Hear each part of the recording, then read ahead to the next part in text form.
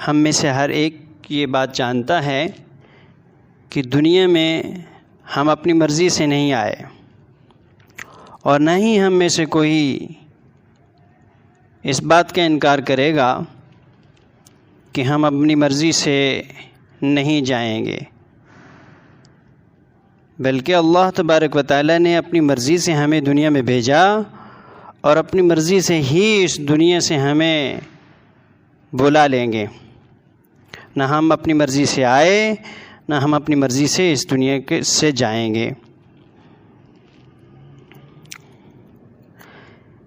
بلکہ مسلمان کی تو جان مال اللہ کی ہے، جان بھی اللہ کی، مال بھی اللہ کا ہے۔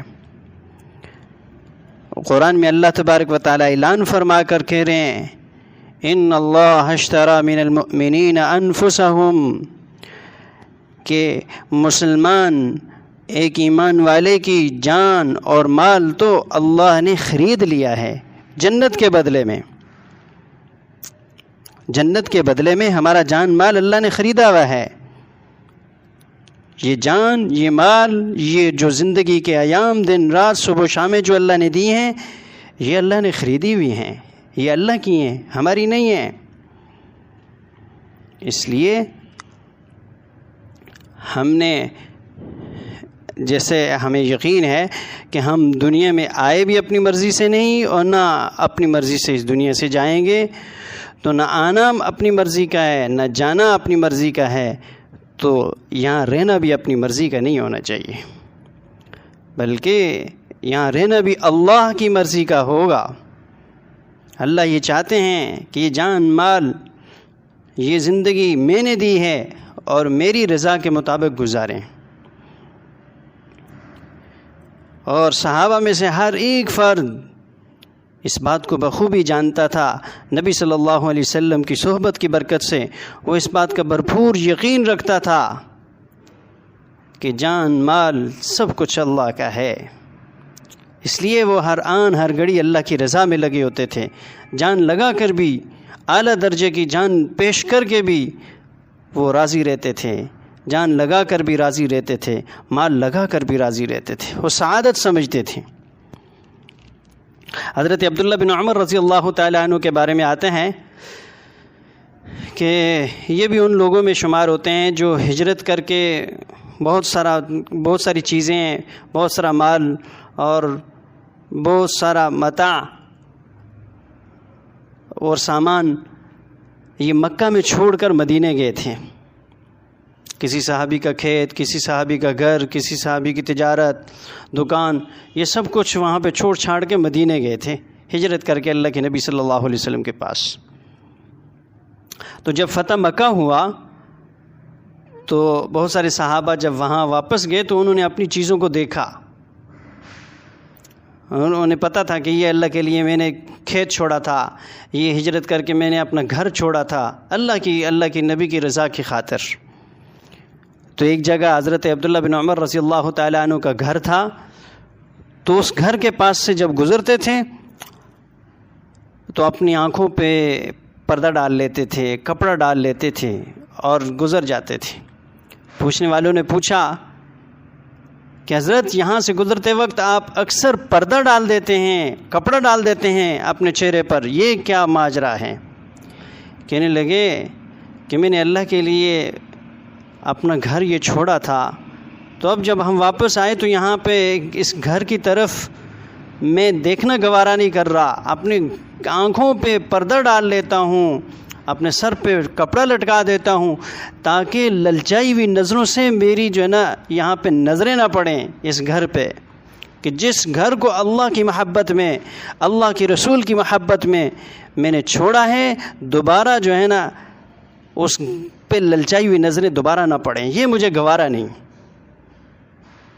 جی کس درجے میں اللہ کی رضا کو وہ حاصل کر چکے تھے، وہ کیسی کیسی باتیں وہ سوچتے تھے اللہ کو، اللہ کے نبی کو راضی کرنے کے لیے، کہ ایک دفعہ گھر چھوڑ دیا، ایک دفعہ مال چھوڑ دیا، اب للچائی ہوئی نظروں سے دیکھنا ہی نہیں۔ اسی طرح ایک اور صحابی تھے حارثہ بن نعمان، یہ نابینا صحابی تھے اور ان کی خرچ کی بڑی عجیب ترتیب ہوتی تھی کہ گھر میں اندر جو ہے نا ایک کمرہ تھا، اس کمرے میں لیٹے ہوتے تھے اور رسی باندھی ہوتی تھی مین گیٹ تک. کوئی مانگنے والا سائل آ جاتا تو وہ سائل جیسے ہی دروازہ کھٹکھٹاتا یہ رسی سے اپنے آپ کو جو ہے نا جوڑ لیتے، رسی کو پکڑتے پکڑتے پکڑتے گیٹ تک پہنچتے اور گیٹ پر اس سائل کو دے کر واپس آ جاتے. بیٹوں نے کہا کہ ہم جب گھر میں ہوتے ہیں تو آپ ہمیں دیا کریں، ہم دے دیا کریں گے، آپ اتنی تکلیف اور مشقت نہ اٹھایا کریں. تو اللہ کے نام پہ خرچ کرنا، اللہ کے نام پہ مال لگانا ان کو کتنا زیادہ محبوب تھا. کہنے لگے مجھے اللہ کے نبی کا وہ ارشاد یاد ہے کہ جو انسان اپنے ہاتھ سے صدقہ دیتا ہے، یہ ہاتھ سے صدقہ دیا ہوا یہ اس کو موت کے وقت کام آئے گا کہ اس کو بری موت سے بچائے گا، بری موت سے بچائے گا. تو اس میں کیسے جو ہے نا محبت کے ساتھ وہ اللہ کے نبی کی خوشنودی کو حاصل کیا کرتے تھے. اسی لیے علماء نے لکھا ہے کہ صحابہ نے اللہ کے رسول کی محبت میں کچھ بچایا نہیں اور ہم نے کچھ لگایا نہیں. ہمارا کچھ لگا نہیں، نہ جان لگی، نہ مال لگا، نہ مشقت، نہ کچھ بھی نہیں، پسینہ بھی نہیں لگا. ان کا تو خون لگا ہے، ان کا مال لگا ہے، ان کی جائیدادیں لگی ہیں، ان کے خاندان لگے ہیں، ان کی اپنی جانیں لگی ہیں.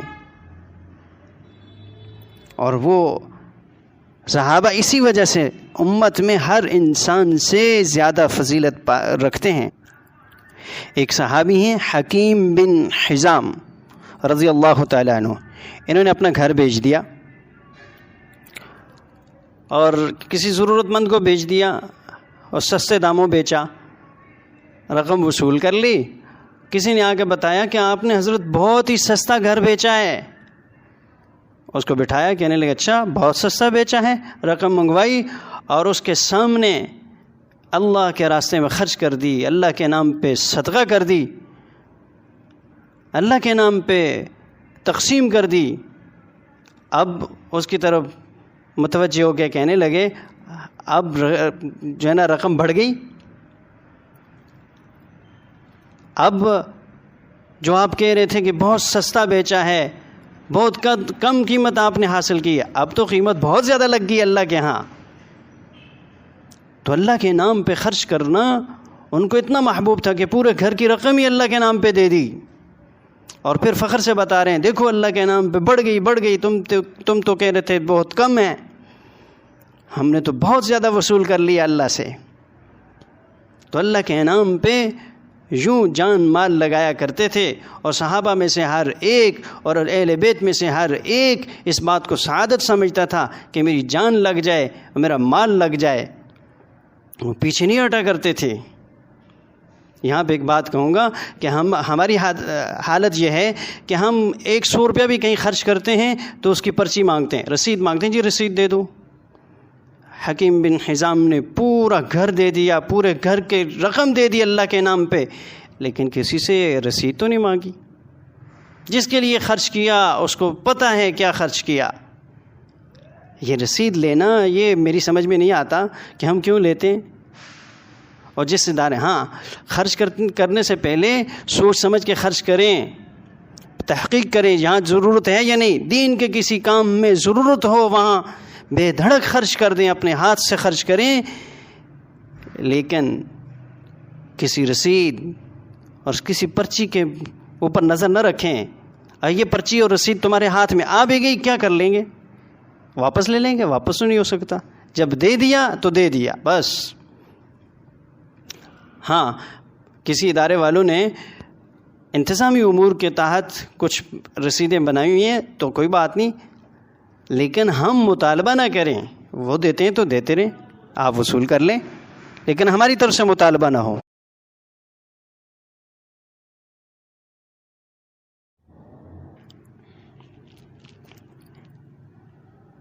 ہم میں سے ہر ایک یہ بات جانتا ہے